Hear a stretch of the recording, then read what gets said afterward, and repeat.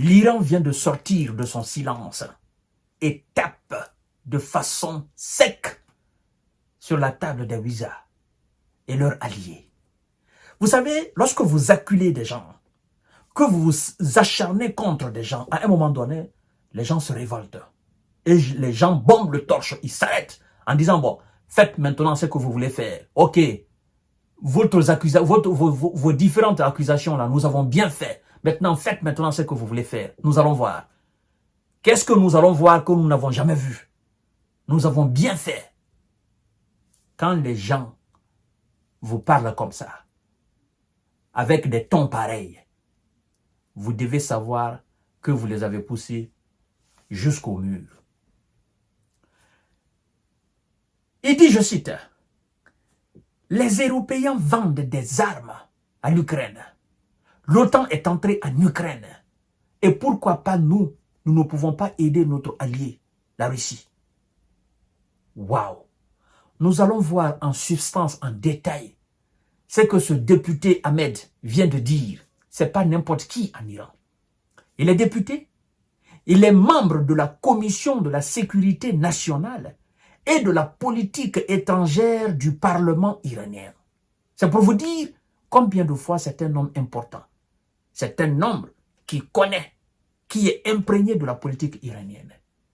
Et ce qu'il a dit, ce n'est pas la parole d'un farfelu ou bien d'un vulgaire. Non, c'est un membre important de la République islamique d'Iran qui parle aux visas, qui parle aux Européens avec un ton sec. Mesdames et messieurs et mesdemoiselles, partagez la vidéo dans tous les groupes aussi. La plus grande erreur monumentale que les visas aient jamais connue sur cette planète Terre, c'est d'avoir sanctionné la Russie. Oui. Parce que qu'est-ce qui est en train de se passer là?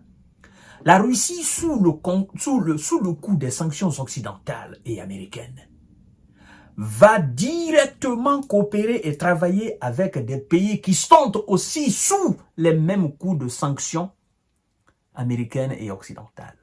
Sachant très bien que ce n'est pas une petite puissance. Oui, c'est l'une des plus grandes puissances mondiales, pour ne pas dire la plus grande puissance mondiale parlant de la Russie. L'Iran qui exploite le pétrole. Mesdames et messieurs et mesdemoiselles. L'Iran se dit, ah, Dieu merci.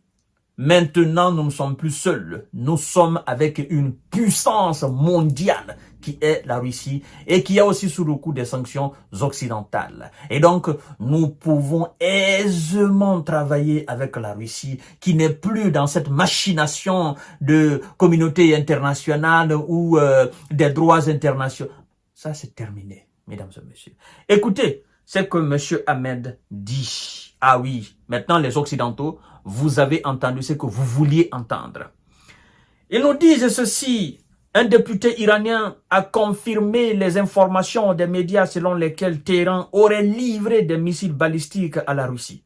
Ahmed Batchayes Ardestani, membre de la Commission de la sécurité nationale et de la politique étrangère du Parlement iranien, a admis dans des propos rapportés par Didban, Iran, que les missiles balistiques iraniens ont été envoyés à la Russie. Il dit, je cite, « Nous devons faire du troc pour nos besoins, notamment en important du soja et du blé.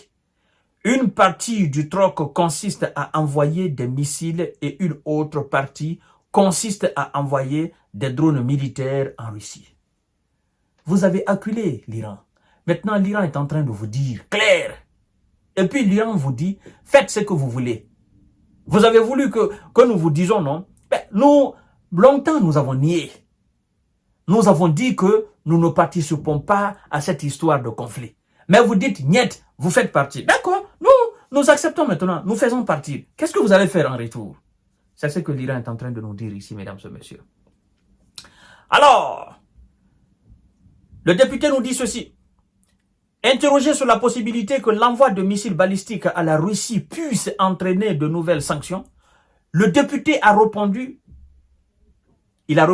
écoutez bien, il dit, je cite, « Cela ne peut pas être pire que ce qui est déjà le cas. Nous fournissons des missiles au Hezbollah, au Hamas et au Al-Shabi, une faction pro-iranienne d'Irak. Alors, pourquoi pas la Russie? Lui-même, il pose la question. Et d'ajouter, nous vendons des armes et nous recevons des dollars. Nous contournons les sanctions grâce à notre partenariat avec la Russie. Nous importons du soja, du maïs et d'autres produits de Russie. Les Européens vendent des armes à l'Ukraine. L'OTAN est entrée en Ukraine. Alors, pourquoi ne soutiendrons-nous pas notre allié en envoyant des missiles et des drones à la Russie?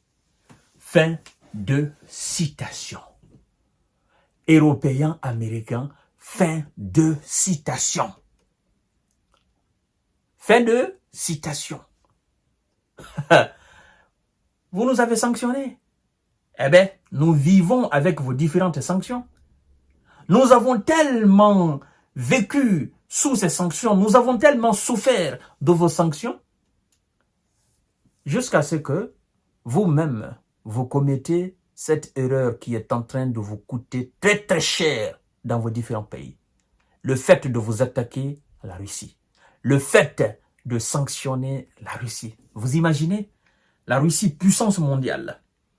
Il n'y a aucune question majeure de notre planète Terre qu'on peut discuter sans la Russie. Il n'y en a pas. Économie, sécurité, médecine, sciences, technique, technologie. Il n'y a aucune question majeure mondiale de notre planète Terre que l'on peut discuter sans la participation de la Russie. Sans la participation accrue même de la Russie. Alors, vous infligez vos soi-disant sanctions sur cette même Russie et vous souffrez dans vos différents pays. Et nous autres, ça nous fait plaisir que la Russie soit sanctionnée.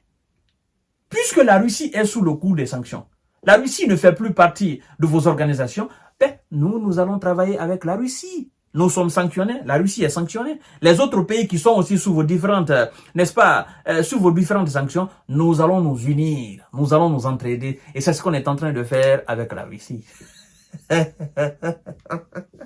Même si, effectivement, le porte-parole du ministère des Affaires étrangères iranienne a fait une toute autre déclaration en disant que l'Iran ne participe pas à ce conflit-là. Mais le député, lui, vient de dire clairement aux Occidentaux, en disant, ben écoutez, ben, si vous voulez faire des sanctions, faites-les maintenant. Parce que nous n'avons plus peur. C'est terminé ça. Nous n'avons plus peur. C'est terminé. Ben, vous êtes qui même pour parler de sanctions? Comme l'a dit Vladimir Poutine. Lorsque vous faites quelque chose, nos adversaires de l'autre côté, ils vous disent, ben, nous vous mettons en garde, nous allons vous sanctionner. Il dit, mais vous êtes qui pour mettre qui en garde? Vous êtes qui pour sanctionner les autres? Vous êtes qui pour dire quoi à qui dans ce monde-là? Mais vous n'êtes rien. Et c'est ce qu'on est en train d'assister là. Alors, vous avez poussé l'Iran, vous l'avez poussé, vous l'avez poussé, vous l'avez poussé, jusqu'à ce que l'Iran vous dit maintenant ce que vous vouliez entendre. Maintenant, nous allons voir, dans les jours à venir, dans les mois à venir, ben, si vous allez sanctionner, ou si vous allez détruire l'Iran, nous allons voir. Chaque chose a son temps. Et chaque chose a une limite. Quelle que soit votre force, vous devez savoir vous limiter. Quel que soit votre pouvoir, vous devez savoir vous limiter. Vous ne pouvez pas dominer tout le monde entier. Vous ne pouvez pas sanctionner tout le monde entier. Vous ne pouvez pas vous attaquer tout le monde entier à la même fois. C'est vous qui sortirez dedans perdant. Et c'est ce qu'on est en train d'assister là. Hein? Vous sanctionnez l'Iran.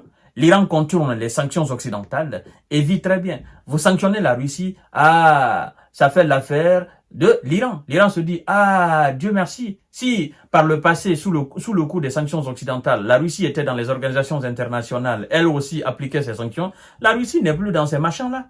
La Russie n'a plus besoin d'appliquer quoi que ce soit. Et nous traitons directement avec la Russie, avec la Chine, avec la Corée du Nord, avec nos différents alliés, avec le Brésil, avec l'Afrique du Sud. Voilà, mesdames et messieurs, c'est ce contrepoids-là que le monde a besoin. Je vous donne rendez-vous tout à l'heure pour notre série d'informations de décortiquage. Ça, c'est le cassement de Papo de Visa.